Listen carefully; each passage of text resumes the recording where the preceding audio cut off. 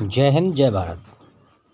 आज के वीडियो में कंप्लीट करेंगे पॉलिटिकल साइंस। जैसा आपने बोर्ड के माध्यम से बताया था कम्युनिटी पेज के, तो आज हम पॉलिटिकल साइंस यानी राजनीति शास्त्र या राजनीति विज्ञान, इसके बारे में चर्चा करेंगे। और इसमें जो हमारा पेपर है, जो पेपर का नाम है वो है Indian national movement and constitution of India, इनकी भारतीय राष्ट्रीय आंदोलन और भारत का संविधान। ये हमारे पेपर का नाम है। देखिए यहाँ पर हिंदी में भी आ गया, लिख दिया हमने, टाइप कर दिया था, भारतीय राष्ट्रीय आंदोलन तथा भारत का संविधान। ये हमारा कोर्स कोड है, पाठ्यक्रम यानी कि सिलेबस 2022-23 जो 23 एग्ज़ाम में आने वाला है।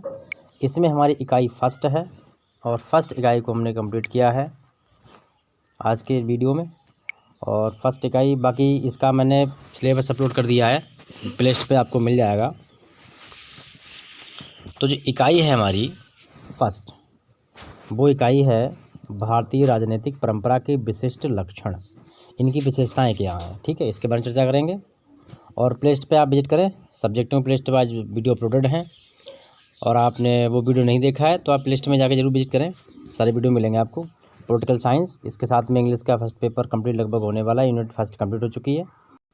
तो इसमें क्या करेंगे हम, इसमें धर्म आता है, राजधर्म, नीति शास्त्र, दंड नीति, मत्स्य न्याय व गणसंघ आदि, इनके बारे में चर्चा करेंगे। तो विस्तारपूर्वक चर्चा करेंगे, वीडियो थोड़ा लंबा हो सकता है तो बन रही है वीडियो अंत तक, क्योंकि वो इम्पोर्टेंट पॉइंट हैं, तो उसे आप स्किप करेंगे तो फिर मामला थोड़ा गड़बड़ हो जाता है, आपको वीडियो के पीछे कुछ न चीज़ कट जाती हैं। तो क्वेश्चन हमारा है सबसे पहले, भारतीय राष्ट्रीय परंपरा के विशिष्ट लक्षणों का विस्तार पूर्वक अध्ययन कीजिए या विस्तार पूर्वक व्याख्या कीजिए। ठीक है, व्याख्या कीजिए। इसी में अथवा करके दूसरा क्वेश्चन पूछ सकता है। वो क्वेश्चन क्या होगा, भारतीय राजनीतिक परंपरा की विशेषताओं का उल्लेख कीजिए। लक्षण और विशेषताएं एक ही होते हैं, दोनों एक दूसरे के पर्यायवाची हैं। तो आपको आइए ले चलते हैं आंसर की तरफ। आंसर हम देखेंगे। आंसर जो हमारा है वो है, भारतीय राजनीतिक परंपरा में जहां एक ओर बौद्धिक अभिवृत्ति तथा आध्यात्मिक नवचेतना के दर्शन होते हैं, वहीं सामाजिक व राजनीतिक चिंतन में भी स्थायित्व, परिपक्वता, कल्याणकारी मार्ग के दर्शन भी होते हैं। साथ में समाजशास्त्र के गंभीर अनुशीलन, अध्ययन और चिंतन के फलस्वरूप अनेक प्रकार से हम सिद्धांत, फलस्वरूप क्या करते हैं हम, अनेक सिद्धांत, राजनीतिक सिद्धांतों का निर्माण भी देखने को मिलता है। किसके अंतर्गत, भारतीय राजनीतिक परंपराओं के लक्षणों में। अब इसमें हम देखते हैं, अभी पॉइंट हमारे आने वाले हैं, काफ़ी पॉइंट है इसमें, तो उसको भारतीय राजनीतिक परंपरा की विशेष या के, यहाँ पर की विशेषताएं हो जाएगा और के हो जाएगा लक्षण। तो इसमें पहला यानी कि निम्नलिखित लक्षण है इसमें।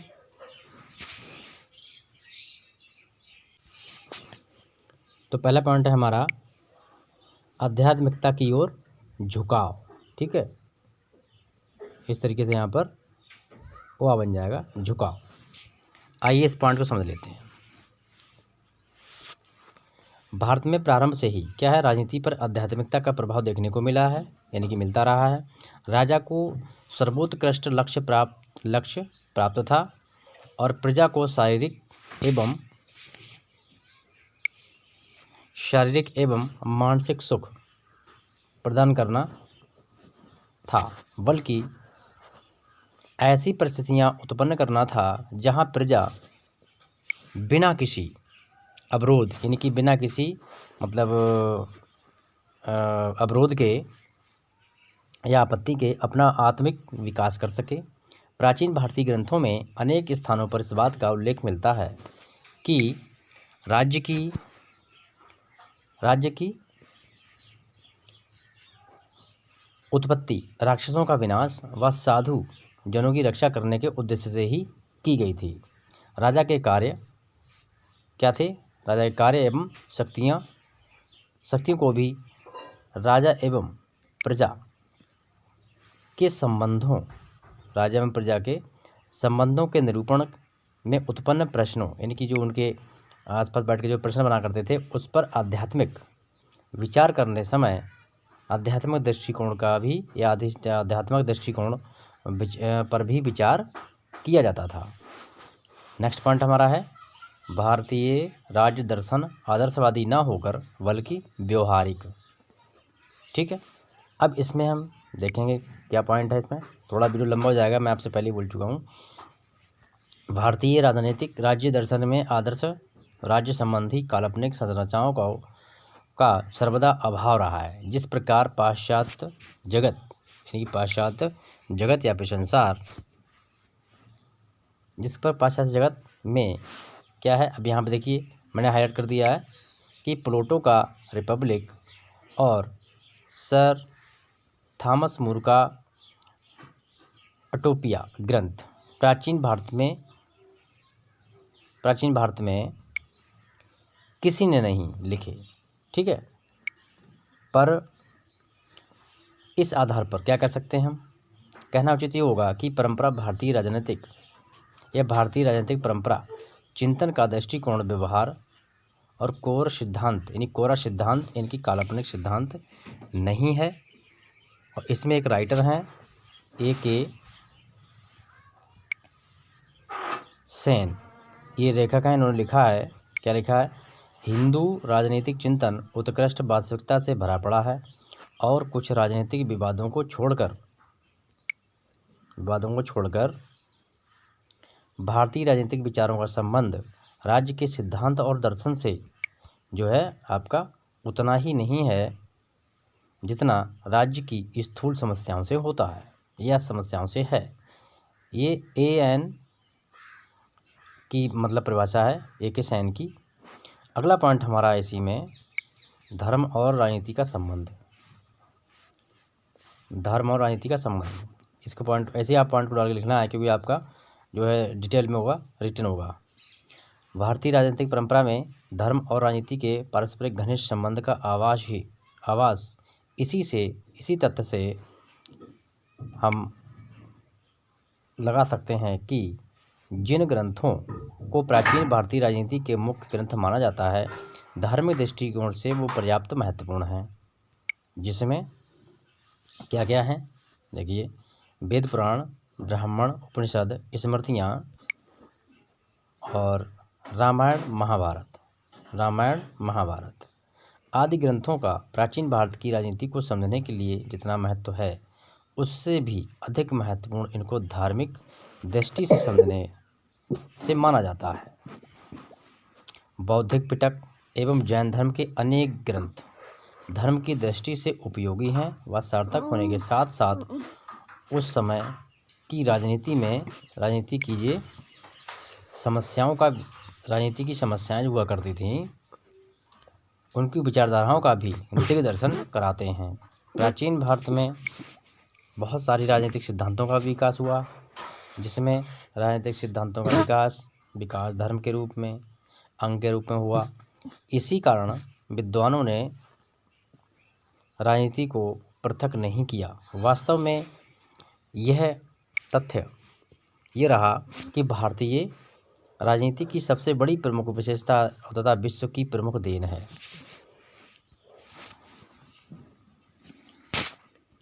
देखते हैं नंबर 4 पॉइंट, क्योंकि इसमें पॉइंट बहुत सारे हैं तो थोड़ा सा। अगला पॉइंट है 4 हमारा, राज्य एवं आवश्यक उपयोगी संस्था है। यानी राज्य एक आवश्यक और उपयोगी संस्था के रूप में जाना जाता है। जैसे भारतीय राजनीतिक परंपरा में इस बात का वादा किया गया है कि राज्य का होना प्राणी के लिए अति आवश्यक है, प्राणी के लिए या उसके जीवन के लिए सर्वदा आवश्यक है तथा उपयोगी है। जीवन के 3 लक्ष्यों कौन कौन से? धर्म, अर्थ, काम, इनको हम त्रिवर्ग कहते हैं। ठीक है, और इन तीनों के बिना जो है राज्य की जो मतलब प्राप्ति है वो संभव नहीं होगी। ऐसा सभी राजनीतिक चिंतकों का मत रहा है जिन्होंने इसके बारे में चर्चा की है। अगला टॉपिक हमारा इसी में है, पॉइंट है राज्य की उत्पत्ति तथा उसके स्वरूप के संबंध में विचार। परंपरागत भारतीय राजनीतिक चिंतन में राज्य की उत्पत्ति के संबंध में दैवीय सिद्धांत या कह सकते हैं दैवीय शक्ति, फिर है दैवीय शक्ति समझौता सिद्धांत, विकासवादी सिद्धांतों का भी उल्लेख मिलता है।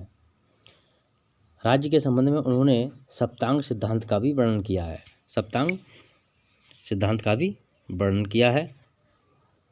राज्य की उत्पत्ति का समय अभी सिद्धांत भी बहुत महत्वपूर्ण है, मतलब उत्पत्ति का समय भी सिद्धांत बहुत महत्वपूर्ण रहा या है। साथ ही राज्य का सर्वोपरि सिद्धांत स्थान होता है। जैसे भारतीय राजनीतिक परंपरा की एक और अन्य विशेषता है कि राज्य के पद को सर्वोपरि स्थान प्रदान किया गया जाता है। ठीक है, किया जाता है। प्रायः सभी विद्वानों में राजपद को दैवीय माना है और राजा में दैवीय गुणों का समावेश किया है। कौटिल्य ने राजा और राज्य के मध्य जो कोई अंतर नहीं किया, कौटिल्य ने राजा और प्रजा के अंतर कोई अंतर नहीं किया। इस संबंध में महत्वपूर्ण बात यह है कि राजा को अत्यधिक उनका स्थान यानी कि उच्च स्थान दिया है। उच्च स्थान देते हुए क्या किया है, उसे धर्म के बारे में उच्च स्थान देते हुए भी उसे धर्म कुछ नहीं बताया, लेकिन राजा धर्म और संवैधानिक मर्यादाओं, राजा जो होता है वो धर्म और संवैधानिक मर्यादाओं के अंदर शासन व्यवस्था का संचालन करता है। नेक्स्ट पॉइंट हमारा है राजा के अधिकारों तथा कर्तव्यों का विवेचन। इसके अंतर्गत हम राजा के अधिकार व उसके कर्तव्य क्या होना चाहिए उनके अंदर विवेचन करेंगे। क्या विवेचन है इनके अंदर, देख लेते हैं। भारतीय राजनीतिक परंपरा में राजा के पद को अत्यधिक महत्व प्रदान किया गया है। राज्य पद को भी देवी माना गया है। ठीक है, और राजा के पद के लिए योग्यताओं व कार्य शक्ति महत्व का विशद वर्णन मिलता है, यानी कि विस्तार पूर्वक इस बारे में वर्णन किया गया है।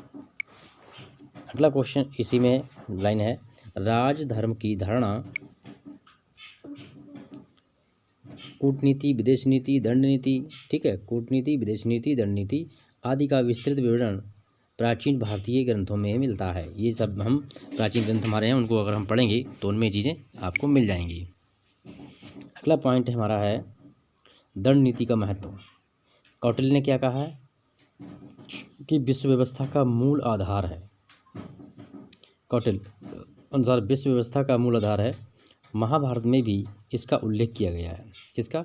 कूटनीति का, यानी कि दंड नीति का। ठीक है, ये दंड नीति जो है वो विश्व व्यवस्था का मूल आधार होती है और इसका रामायण महाभारत में भी इसका उल्लेख मिलता है। यदि दंड नीति सक्रिय है तो प्रजा निर्भय होकर जीवन यापन कर सकती है। मनु ने तो दंड को ही शासक मान लिया, यानी कि मनु के अनुसार जो सजा है वही शासक है। अगला है वे दंड को ही धर्म मानते थे।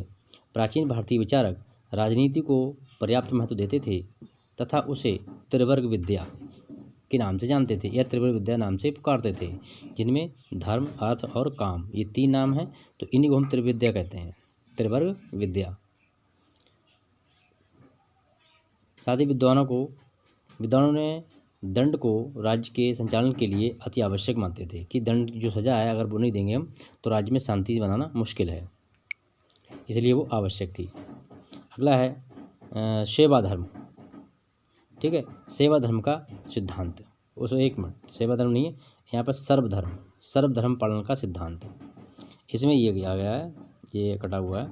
तो इसके अनुसार रणनीति से ही संबंधित स्वधर्म, ठीक है, स्वधर्म पालन का सिद्धांत है और ये भारतीय राजनीतिक परंपरा में इस सिद्धांत का विशेष महत्व प्रदान किया गया है। भारतीय दर्शन के अनुसार मानव समाज के कार्यों के अनुसार 4 वर्णों में व्यक्त किया गया है। ये समाज व्यवस्था है, समाज व्यवस्था आपने पढ़ी होगी, उसमें दिया होगा, समाजशास्त्र में आएगा, पढ़ाएंगे। इसमें ब्राह्मण, क्षत्रिय, वैश्य, शूद्र ये 4 वर्गों में समाज बटा हुआ होता है। इसका व्याख्यान भी मिलता है। प्रत्येक वर्ण के अपने अपने कर्तव्य होने के साधारण कारण होते हैं और साथ ही स्वधर्म का पालन करने के लिए समाज में इसकी व्यवस्था की गई है, स्थिरता बनी रहती है। ठीक है, साथ ही राजा का यह कर्तव्य था कि वह लोगों को स्वधर्म का उल्लंघन करने से रोके। समाज, राज्य तथा व्यक्ति की अति उन्नति इस बात पर निर्भर करती है कि यदि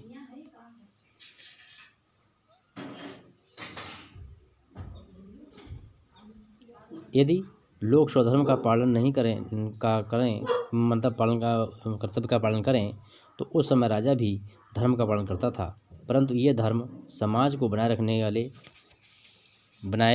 रखने वाले मौलिक कानून थे। मतलब मौलिक कानून थे, न किसी धर्म विशेष के सिद्धांत नहीं थे। मौलिक कार्य मतलब ये कर्तव्य थे, या कह सकते हैं मौलिक कानून, मौलिक नियम। अगला है विचारों की तुलना में संस्थाओं का महत्व। विचार तुलना में संस्थाओं को अधिक महत्व दिया गया। प्राचीन भारतीय राजनीतिक सिद्धांतों ने विचारों की तुलना में संस्थाओं को अधिक महत्व दिया या उन पर अधिक बल दिया या महत्व प्रदान किया। उनके द्वारा बनाए गए सिद्धांतों एवं ग्रंथ संस्थाओं के महत्व का गठन एवं कार्यों का विस्तृत वर्णन किया गया है।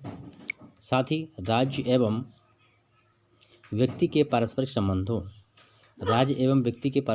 को, व्यक्ति के स्वतंत्रता एवं अधिकारों, क्रांति, व्यक्तिगत दायित्वों आदि का भी पृथक रूप से वर्णन नहीं किया गया है।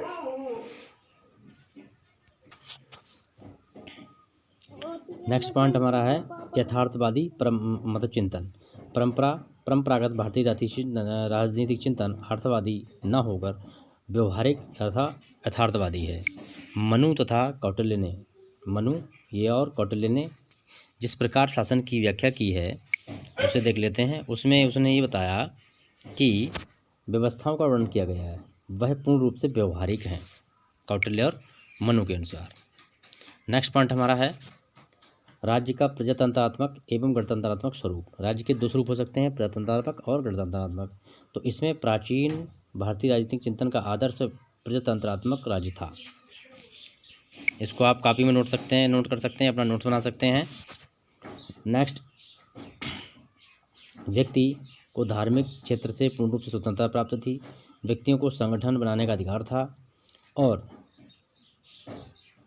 अपने संघ वगैरह आदि संगठनों का भी उनके लिए विचारधाराओं या विचारों को अनेक स्थानों पर उल्लेख मिलता है। ठीक है, विचारों में अनेक स्थानों पर उल्लेख मिलता है, जैसे बौद्ध ग्रंथों में अनेक गणतंत्रों का उल्लेख भी मिलता है। शिक्षा व्यवस्था राज्य के नियंत्रण से मुक्त थी, यानी शिक्षा पर राज्य का कोई नियंत्रण नहीं था। साथ ही प्रत्येक व्यक्ति को विचार अभिव्यक्ति की स्वतंत्रता थी। संपत्ति भी राज्य के नियंत्रण से हस्तक्षेप से मुक्त थी, यानी राज्य जो है उसकी किसी की संपत्ति में कोई हस्तक्षेप नहीं करता था। तो इस प्रकार हम कह सकते हैं कि भारतीय राजनीतिक परंपरा के अनेक विशिष्ट लक्षण हैं या विशेषताएं हैं जिनका हमने समग्र रूप से अध्ययन किया है विस्तारपूर्वक। तो यहाँ पर अब आपके लिए बस पेज को वीडियो आगे बढ़ाना है दोस्तों में, भेज देना सभी में, और नेक्स्ट वीडियो में मिलेंगे। Thank you.